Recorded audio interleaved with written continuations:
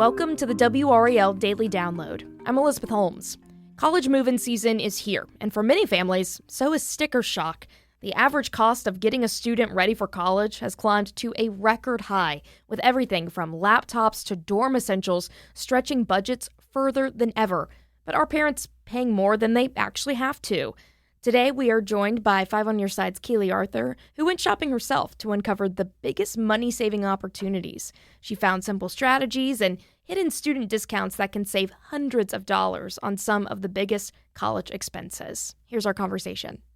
You yourself went shopping for this story that you've been working on. What was the biggest thing that stood out to you? What surprised you? So we wanted to batch the stories, so we kind of did a K through 12 shopping experience with like the classic school supplies, and then we did the college back to school kind of like dorm essentials, laptops, things like that.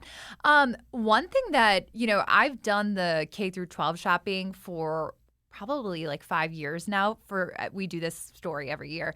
And one thing that jumped out to me is the classic items like notebooks, pens, pencils. Those things are actually costing less than they were a year or two ago. And it's because businesses like Walmart are trying to get people in the door and like luring them with low prices. So Walmart right now is saying we have 14 items that are the lowest price they've been since 2019, which is incredible because nothing's the price it was in 2019. Right. My biggest takeaway is it's really a mixed bag this year, and it really depends on what you're getting. That's interesting. Going back to college is obviously expensive. What was the biggest college expense that you found that might not have necessarily been like a school supply, for example? Well, the biggest expense is tech, and that is driven up by like chip prices. The manufacturing of the products themselves has just continued to climb. And so that's costing a lot more. So you can get good deals on things right now, but that's still going to, eat into your budget big time. That makes sense. You, however, were able to find around $300 worth in savings. Yeah. How did you do that? So it was really fun because there's a lot of student discounts that, frankly, I really did not take advantage of when I was a college student, which I totally should have. It doesn't take that much time to do this. So I chose, we did a MacBook Air, a printer, a mini fridge, and then just like obviously would not have had this when I was in college 10 years ago, but Amazon Prime membership and Walmart Plus, which I'm obsessed with now. So looking at those things, we compared how much they cost just to the average shopper versus how much they would cost if you applied the student discount. So I can kind of walk you through that. So MacBook Airs are like $1,300 right now for, I think, like we looked at the same one with the same processor and all that. So if you apply the student discount to it, which they're offering right now, you just need your ID. You would get it for $100 less, so that brings it down to $1,200. And then if you make a purchase right now as a student, you get a $100 gift card. So that's a savings of $200 just because you're a student. HP printer, same thing. It was about 40% off for students. Walmart Plus offers half the cost of a monthly or annual membership you choose compared to a normal price. Amazon Prime has 6 months free for first-time Prime users. And then mini fridges, this is the one where I want you to consider going secondhand. If you go on Facebook Marketplace, Raleigh, or probably any market, they are so inexpensive and they run. Like you might want to like wipe it down with a Lysol wipe, but you're going to see discounts on mini fridges right now. Home Depot, Walmart, like $90.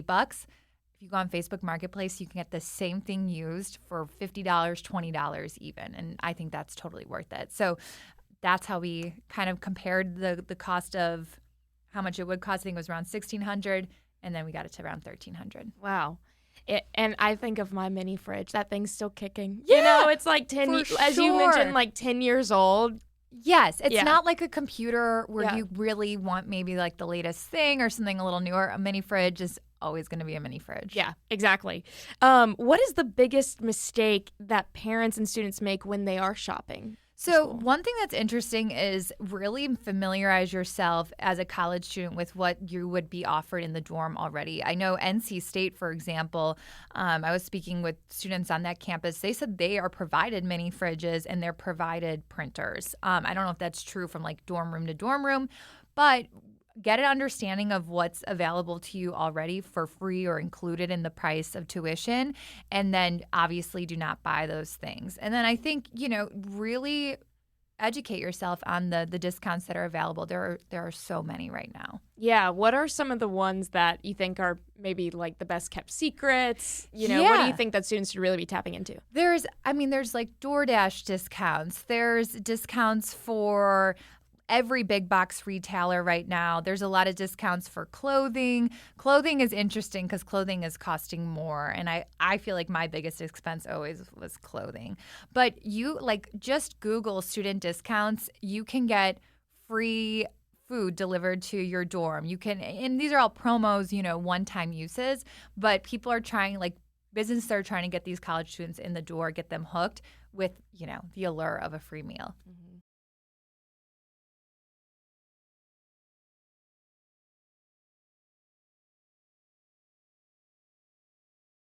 You already mentioned kind of buying secondhand, mini fridge being a good example for that. Are there any other purchases that you recommend going secondhand, going, to like a thrift store or a Facebook marketplace, anything like that? I think if you're willing to go refurbish for tech, that can be really good. The downside for that is that you might not have the same warranty. But Apple has certified Apple refurbished that's more expensive than a Geek Squad Best Buy MacBook refurbished. But if you're willing to buy a secondhand tech product, usually there are protections if it doesn't work or small windows of warranty across the board. And it really cuts down on the price. And then other secondhand things, I know students want the latest and greatest backpacks and all that kind of stuff, but you don't know what's going to be at the thrift store. I remember North Face backpacks were all the rage when I was in school. I've donated that since, and it's a black backpack that, was built to last. So you can find things that, a $90 backpack for probably $10 at a Goodwill. Yeah. I also think of college students who are maybe thinking about internships and stuff like that. Yes. And I remember you could find business attire, if you're going into an internship at a Goodwill or an Uptown Cheapskate or something like that. That's such great advice. Yeah. And I feel like I didn't really use that. And I remember, you'll laugh at this, my first news internship, being made fun of because it was in Wisconsin and I only had cropped business pants. Mm-hmm. And I remember people being like, why is she wearing that? But it was because it was my first job. They were from Banana Republic. I had, one in one color, two different colors.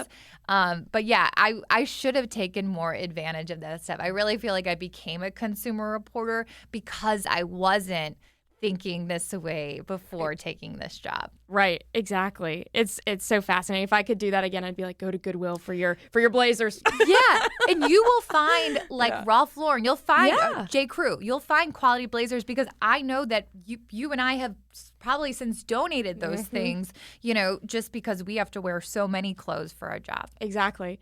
If you were to, if someone were to listen to this story, what's one piece of advice that you think they should take away from this? Okay, I will say if you are a K through 12 parent and you just want to do a one-stop shop, I would recommend going to Walmart. I really think that from groceries to school supplies to even vaccines, back-to-school vaccines, that's a really great place where you're going to get low prices. They sometimes have free vaccine Saturdays. They have bundles where they're offering lunches for $2.50, just different products throughout the grocery aisle. And then you can also upload your students' a school supply list. You don't even have to upload it. You can go on the Walmart app, say I'm going to, my student's a second grader at this school in so-and-so's class. It will take the list from the website from the school and then put all those things in the cart for you. Wow. So I just think of obviously we want to save money, but time is money. I think in terms of being a busy parent, that can really be a game changer. So I'm not trying to just shout out one business, but I will say that I think is consistently a really easy way for parents to get everything done quickly and cheaply. And it also sounds like planning ahead can make a difference for the budget too. Yeah, and different things go on sale different times of year. I mean, it's hard if you're not planned out, but like we know that TVs go way on sale during Black Friday and during Super Bowl. So, if you want to think really far ahead, there are different items that go on sale different times of year. A lot of tech goes on sale over Labor Day weekend, which is coming up. But I will say, like, if you take advantage of the student discounts, you don't need to wait for those sales. But yeah, a little game planning can go a really long way. And sometimes you don't even realize what you already have, especially if you have like multiple children or even like a neighbor. Like, compare notes, see if somebody has something laying around that they'd be willing to trade with. You have covered consumer issues for years.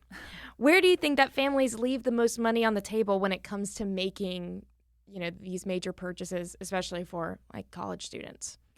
I think that families probably are spending more on things they don't need in their dorms. I just think, you don't need like the bulk shampoo, especially if you don't know if you're even going to like it. Yeah. Don't buy a ton of I hate Nature Valley granola bars. Yeah. But, for some reason I bought like the big Costco size of that. If you're not going to use it, do not get it. I think it's like almost you feel like you're going to a camp in a remote spot in the world, but you're not. You're going to have access to a million things. And now with Walmart Plus and Amazon, you can get things delivered. So show up with your essentials, buy things that you know you're going to use, but don't feel like you have to leave your student with all these things that are lasting the whole semester, because that's just not the way to go about it. Things are going to get wasted that way. Yeah. I think my biggest piece of advice is printers, because everywhere that we went, there was a printer and it cost, now granted we had to put money on a card and it would cost maybe 5-10 cents for every page that you would print. And that can add up if you're printing like a 20-page essay. But, at the same time, compare that to like a printer that's going to cost you hundreds of dollars. Right. Yeah. The HP one that we highlighted, I think, is like $69.99 or something, which is a deal. And then you get I think you get a few free months of free ink. But yes, like I've never had a printer that I've purchased that really worked consistently. Yeah. And so I was the same as you. You load it up on your student ID, and then whatever library you're at, you can print color, black and white. Way more convenient and way less of a headache. There are people who are there who know how to fix it. Yes. That's the big thing. Well, Keely, thanks so much for chatting with us about this today. We really appreciate it. Of course. And don't forget, you can always find this show wherever you get your podcasts. That includes Spotify and Apple Music. Follow the show so you never miss an episode.